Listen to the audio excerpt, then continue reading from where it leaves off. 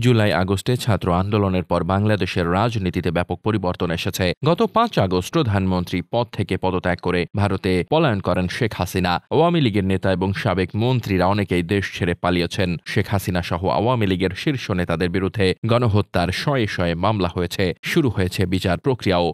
আওয়ামী লীগের রাজনীতির প্রশ্নে অনেকে বলছেন দলটির ভূমিকার জন্য জাতির কাছে ক্ষমা চাওয়া উচিত। এ অবস্থায় আত্মগোপনে থাকা আওয়ামী লীগের যুগ্ম সাধারণ সম্পাদক আ.ফ.ম. বাহাউদ্দিন নাসিম বৃহস্পতিবার একটি বেসরকারি টেলিভিশনের সঙ্গে টেলিফোনে কথা বলেছেন। সেটি ফেসবুকে আওয়ামী লীগের ভেরিফাইড পেজে শেয়ারও করা হয়েছে। বাহাউদ্দিন নাসিম বলেছেন, প্রকৃতপক্ষেই আমরা যদি ভুল করে থাকি অথবা অন্যায় করে থাকি, সেই অন্যায়ের জন্য জাতির কাছে ক্ষমা চাইতে আমাদের কোনো আপত্তি অথবা আমরা ক্ষমা চাইব না, এ ধরনের গোঁড়ামি আমাদের ভেতর কাজ করে না। এ ধরনের দল, এই মানসিকতার দল আওয়ামী লীগ নয়।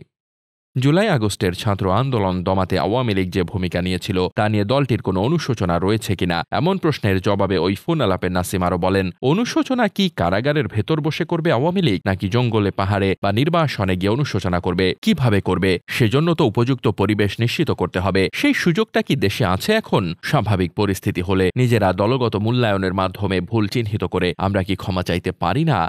শেখ হাসিনা এমপি, মন্ত্রী ও নীতি নির্ধারণী থেকে শুরু করে বিভিন্ন পর্যায়ের নেতাকর্মীরা আত্মগোপনে চলে যান। অনেকে দেশ ছেড়েছেন, কেউ কেউ আশ্রয় নিয়েছেন পার্শ্ববর্তী দেশ ভারতে। এ প্রসঙ্গে নাসিম বলেন, কৌশলগত কারণে দেশের বাইরে অবস্থান করছি। উপমহাদেশের রাজনীতিতে এমন অসংখ্য উদাহরণ আছে। যারা এখন বিরাজনীতিকরণের চেষ্টা করছে তারা রাজনৈতিক দলগুলোর বিরুদ্ধে অপপ্রচার করে রাজনীতিকে ধ্বংসের চেষ্টা করছে।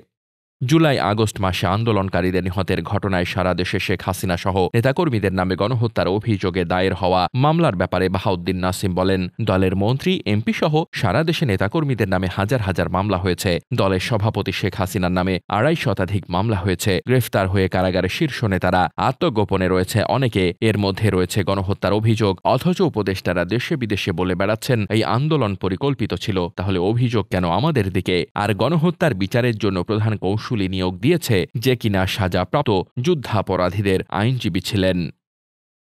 ডেস্ক রিপোর্ট, বার্তা বাজার।